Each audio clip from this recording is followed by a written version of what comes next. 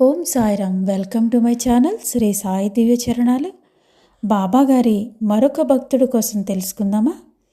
బాబా ఒడికి చేరిన తర్వాత ఎంత అనుభూతిని మనం పొందుతామంటే, ఒక రకంగా చెప్పాలంటే బాబా గారి దగ్గరికి వచ్చిన తర్వాత సంతోషం కూడా ఎంతో మధురంగా మనం తీసుకుంటాం.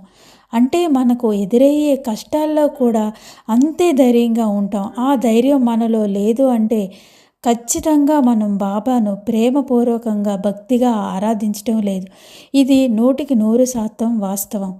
ఎందుకంటే బాబా దగ్గరకు మనం ఊరికనే వెళ్ళలేదు. ఎన్నో జన్మల పుణ్య ఫలితం వలన, మనం చేసిన సుకర్మల ఫలితం వలన సాయిబాబా అనేటటువంటి పరమాత్మ సన్నిధికి మనకు దొరికింది. సాయీశ్వరు యొక్క దివ్య చరణాల చెంతకి మనందరం చేరుకున్నాం. దీనిని ఎప్పుడు మనం గుర్తుపెట్టుకుంటే కష్టాల్లోనూ సుఖాల్లోనూ ఒకే రకమైన ఆనందాన్ని, అనుభూతిని మనం పొందగలుగుతాం. సాయి భక్తులకు ఏ కష్టం వచ్చినా ఇప్పటి వరకు ఆయన మనల్ని రక్షిస్తున్నారు, ఇకపైన కూడా ఆయనే మమ్మల్ని రక్షిస్తారనే గొప్ప నమ్మకంతో ఉంటారు సాయి భక్తులందరూ కూడా. ఇంకా బాబాగారి భక్తుడి కోసం తెలుసుకుందాం. బాబాగారు షిరిడీకి వచ్చిన తొలి రోజుల్లో చాలామంది షిరిడీ ప్రజలు కూడా ఒక మహల్సాపతి, కాశీరామ్ షింపి తప్ప ఈవెన్ మాధవరావు దేశపాండే శ్యామ కూడా బాబాను ఒక పిచ్చి పకీరనే అనుకునేవారు. మొదటి రోజుల్లో చాలామంది బాబా దగ్గరకు రావటానికి కూడా జంకేవారు. 90% మంది ప్రజలు బాబాను పిచ్చి పకీరు అని అనుకునేవారు.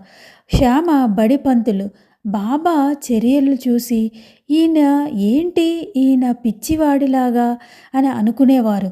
శ్యామ తండ్రి బలవంతరావు దేశపాండే ఆయన కూడా బాబాను పిచ్చి పకీరు అని అనుకునేవాడు.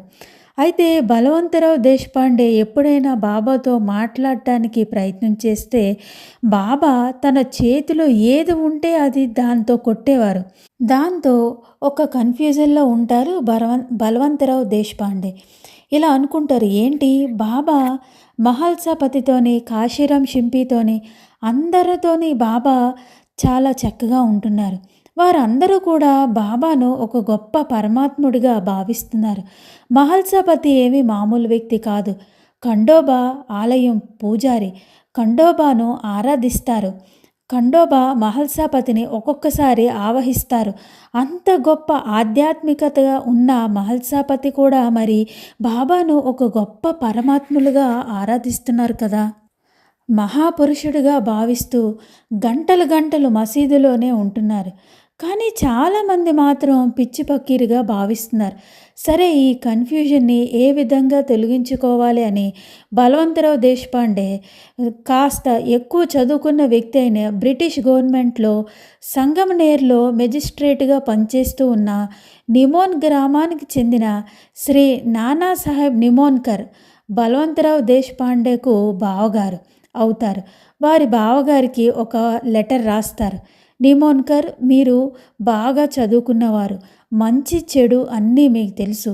ఒక విషయంలో నేను చాలా రోజులుగా ఒక సందేహంలో ఉన్నాను, ఏది తేల్చుకోలేకపోతున్నాను.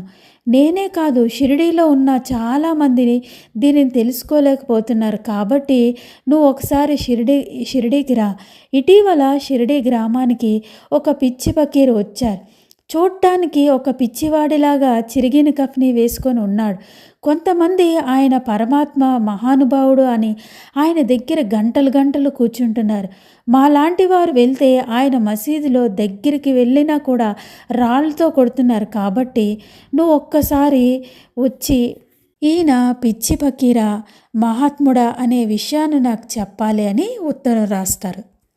ఆ లెటర్ చదివిన నిమోన్కర్, సరే మహల్సాపతి లాంటి వారు స్వయాన ఖండోబా పూజారి కూడా అలాంటి వారు బాబాను మహాత్ములు అంటున్నారంటే కాస్త శాస్త్రం తెలిసిన వారు వాళ్ళందరూ, అలాంటి వారందరూ కూడా మహాత్ముడని అంటున్నారంటే ఖచ్చితంగా బాబా మహాత్ముడే. యోగుల చర్యలు విచిత్రంగా ఉంటాయి. అందుకే మా బావగారైన బలవంతరావు ఈ పరీక్ష పెడుతున్నారేమో అని నేను ఆ మహాత్ముని దర్శించుకుంటానని షిరిడీకి బయలుదేరుతారు నేరుగా. నిమోన్కర్ గారు, నానాసాహెబ్ నిమోన్కర్ గారు అంటే మాధవరావు దేశపాండే గారి మావయ్య. నిమోన్ గ్రామం నుంచి షిర్డీకి బయలుదేరుతారు. నేరుగా మసీదుకే వెళ్తారు. వారి బావగారింటికి కూడా వెళ్ళకుండా నిమోన్ గ్రామం నుంచి షిర్డీకి వచ్చి నేరుగా మసీదుకి వెళ్తారు. బాబా నానాసాహెబ్ నిమోన్కర్ని చూసి ఎన్నో సంవత్సరాలుగా పరిచయం ఉన్నట్లుగా ఎంతో ప్రేమగా పలకరించి మాట్లాడుతూ ఉంటారు. అదే సమయంలో బజారుకు ఏదో పని మీద వచ్చిన బలవంతరావు దేశపాండేకు మసీదు బయట నుంచి చూస్తారు. బాబా నిమోన్కర్ ఇద్దరూ ఎంతో ప్రేమగా మాట్లాడుకుంటూ ఉంటారు. అయితే అది చూసి ఆయన ఎంతో ఆశ్చర్యపోతారు. నిమోన్కర్ బయటకు వచ్చిన తర్వాత అడుగుతారు బలవంతరావు దేశపాండే, బావా మేము వెళ్తే రాళ్ళు విసురుతున్నారు, మరి మీరు వెళ్తే అంత ప్రేమగా మాట్లాడుతున్నారేంటి బాబా అని అడిగితే నిమోన్కర్ ఇలా చెప్తారు, బావా మీరు అందరూ కూడా బాబాను కేవలం పిచ్చి పకీరుగానే భావించారు, కానీ నేను సంగమనేర్ నుంచి బయలుదేరి నాటి నుంచి ఒక మహాత్ముని కలుస్తున్నాను అనే భావనతోనే ఒక సత్పురుషుడి చరణాల యొక్క స్పర్శ నాకు దొరుకుతుంది అని చెప్పి అదే భావనలో వచ్చాను. అందుకే రాగానే ఆ భావనతో వచ్చాను కాబట్టి బాబా నన్ను ఎంతో ఆప్యాయతతో ప్రేమతో మాట్లాడారు. కాబట్టి బావా మీరు అనుకున్నట్లు బాబా పిచ్చి పకీరు కాదు, సాక్షాత్తు పరమాత్మ శ్రీ సాయిబాబా అని చెప్తారు. అక్కడ ఉన్న శ్యామతో పాటు శ్యామ తండ్రికి కూడా విచిత్రంగా అనిపిస్తుంది. అయితే బాబా శ్యామతో పాటు బలవంతరావు దేశపాండే కూడా చాలా ఎక్కువ రోజులు దగ్గరికి రానివ్వలేదు. ఎందుకంటే వారిను దగ్గరికి రానిస్తే నిమోన్కర్కు కబురు పెట్టేవారు కాదు కదా. జన్మజన్మల అనుబంధం ఉన్నటువంటి నానాసాహెబ్ నిమోన్కర్ షిరిడీకి అంత త్వరగా వచ్చేవారు కాదు. శ్యామ కుటుంబానికి బాబా గారి కోసం తెలియడానికి ఆయన దగ్గర శ్యామను రప్పించడానికి బాబాగారు ఆడిన నాటకం అది. ఆ విధంగా బాబా శ్యామ కుటుంబానికి తన పాదాల చెంతకు వారి దివ్య చరణ సన్నిధికు చేర్చుకున్నారు. ఇంకొక అద్భుతమైన విషయం నిమోన్కర్ గారు ద్వారా మనం తెలియజేశారు బాబా. అది ఏంటంటే నిమోన్కర్ గారు భార్యతో పాటు వచ్చి వారాలు షిరిడీలో ఉండేవారు. అలా చేసేవారు. వీరు సంగంనేరులో మెజిస్ట్రేట్గా పనిచేస్తున్నప్పటికీ బాబా గారి సన్నిధిలో గడపడానికి ఎక్కువ ఆసక్తిగా ఉండేవారు. అయితే ఈ సందర్భంలో బాబా కొంత డబ్బును నిమోన్కర్ దగ్గర ఉంచేవారు. ఎందుకంటే బాబా అప్పగించిన పని ఏంటంటే షరాబా అంటే కోశాధికారి. బాబా డబ్బుకి నిమోన్కర్కు తీసుకోమని కాదు, నిమోన్కర్ దగ్గర ఉంచేవారు. కానీ చాలామంది శ్యామ కూడా అనుకునేవారు బాబా నిమోన్కర్కు డబ్బు ఇచ్చేస్తున్నారని, బాబా గారి డబ్బును చాలా తింటున్నారు అని అనుకునేవారు. అందరూ ఏమనుకునేవారంటే బడే బాబాకు తాత్యాకు ఇచ్చినట్లే బాబా నిమోన్కర్కు కూడా డబ్బు ఇచ్చేస్తున్నారు అని అనుకునేవారు. శ్యామ కూడా మా మావయ్య అయిన నిమోన్కర్కు బాబా డబ్బు ఇస్తున్నారు, మరి ఆ డబ్బు మా మావయ్య ఏం చేస్తున్నారో అని అపార్థం చేసుకుంటారు. ఒకానొక సందర్భంలో మాధవరావు దేశపాండే శ్యామ కూడా ఈ విధంగా ఆ నోట ఈ నోట నిమోన్కర్కు తెలుస్తుంది బాబా డబ్బును తీసుకుంటున్నాను, బాబా డబ్బును నేను తినేస్తున్నాను అనే విషయం తెలుసుకుంటారు.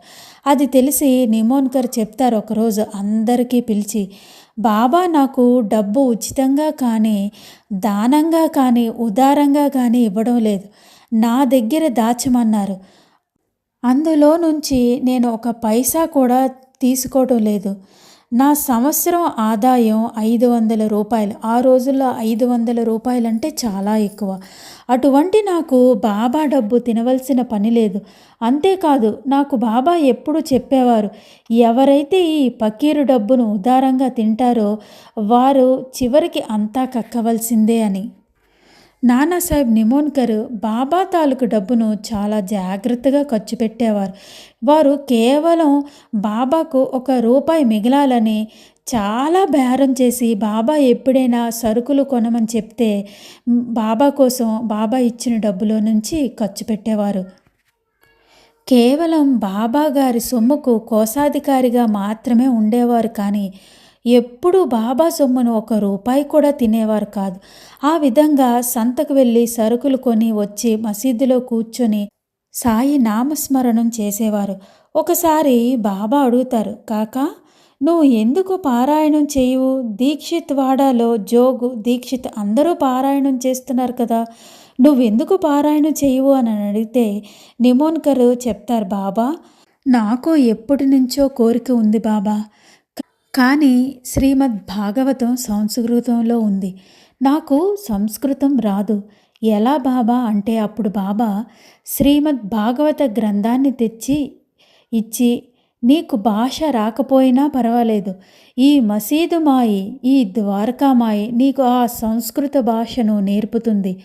రోజు ఇక్కడ కూర్చొని ఒక పేజీ చదువు, ఒక పారాగ్రాఫ్ చదువుకో, నీకు మసీదు తల్లి భాష నేర్పిస్తుంది. ఈ మసీదులో రాని భాష, రాని విద్య లేదు. మీరు ఏది సంకల్పించుకుంటారో మీకు అది నేర్పిస్తుంది. ఒక నెల రోజుల్లో నాన్న నేర్చుకుంటారు.